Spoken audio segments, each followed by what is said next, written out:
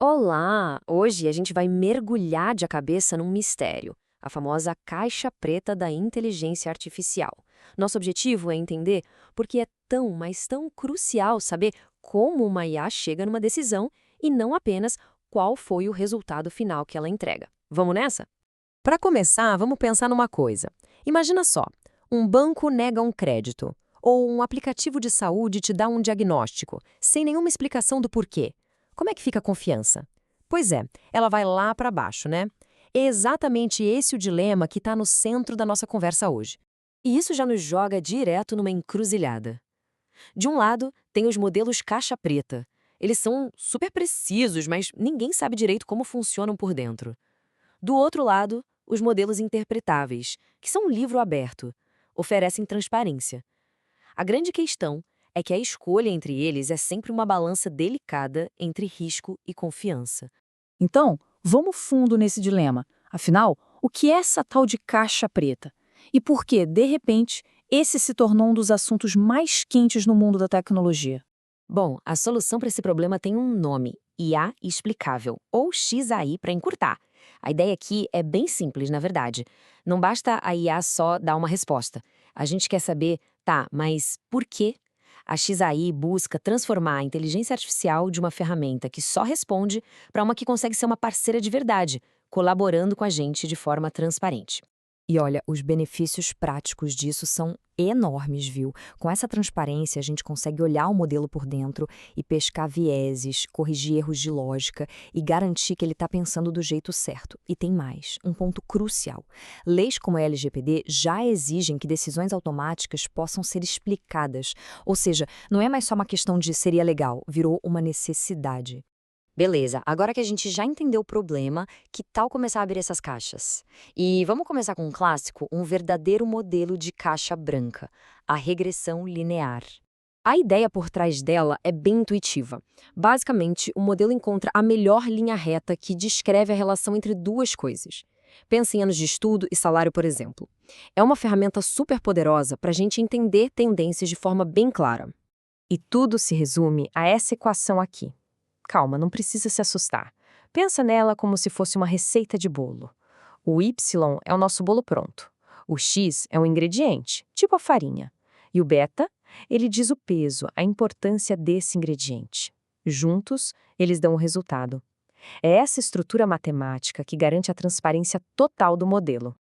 Então, só para deixar tudo bem amarradinho, o Y é o nosso alvo, o que queremos prever. O X são as pistas que a gente tem.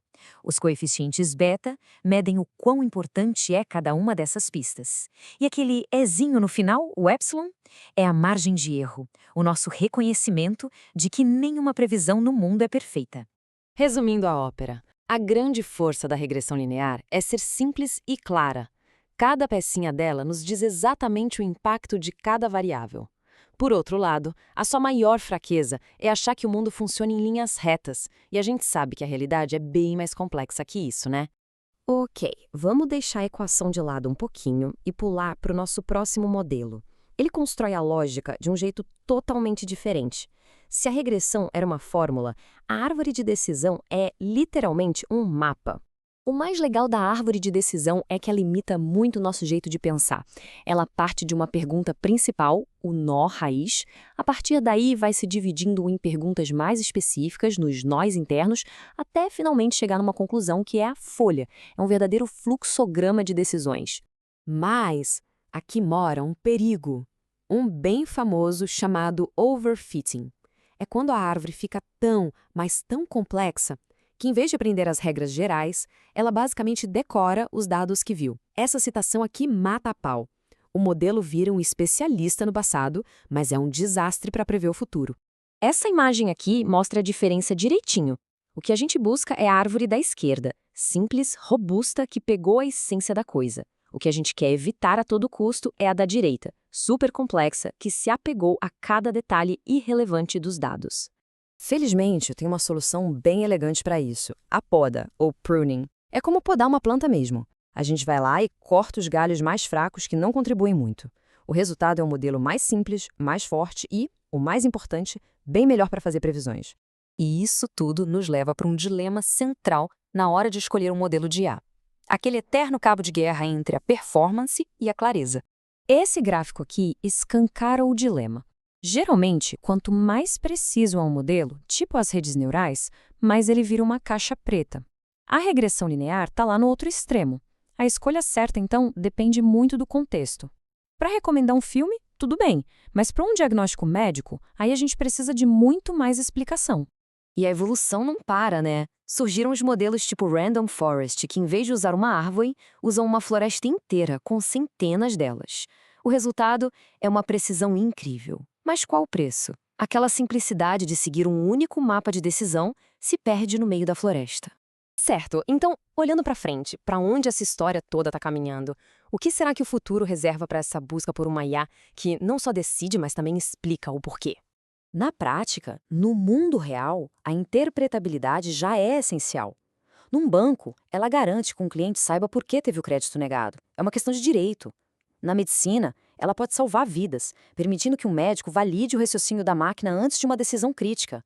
É a ponte entre o algoritmo e o mundo real. E esse é o grande objetivo, sabe? A busca não é por uma IA menos poderosa, de jeito nenhum. É por uma IA mais responsável. Uma inteligência que não seja apenas inteligente, mas que seja sábia o suficiente para explicar a si mesma. E para fechar, fica aqui essa reflexão. À medida que a IA se torna cada vez mais comum nas nossas vidas, a questão da confiança e da explicação vai ser cada vez mais central. A resposta que a gente der para essa pergunta, bom, ela vai definir o futuro da nossa relação com a tecnologia.